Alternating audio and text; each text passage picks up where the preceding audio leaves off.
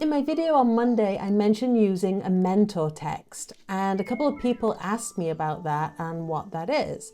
So a mentor text is a book that is doing what you are trying to do with your book. It's not the same story, it's not necessarily the same kind of book, but there's something about it that is similar enough to your book that you can use it as a text to figure out how that author did it. So in my case, I'm using this book, The Last Thing He Told Me by Laura Dave, as one of my mentor texts. And the reason I picked this book is because firstly, it's a mystery suspense, and she does a really great job of setting a question in motion in the very first chapter and leaving that question unanswered really until the very last twist. And so I use a mentor text like this to say, like, how does she do that?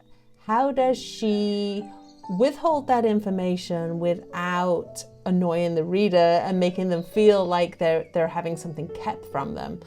And the other thing she really does well is the sort of development of a relationship between two characters. And so sort of tracking the process of that can be really helpful to see, where do those changes happen? Where does their relationship develop?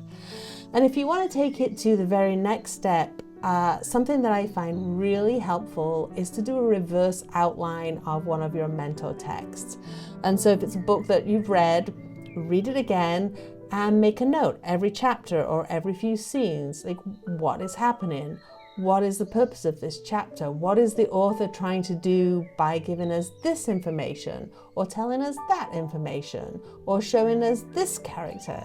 It can be really, really helpful to basically outline a whole book and just see how is it done.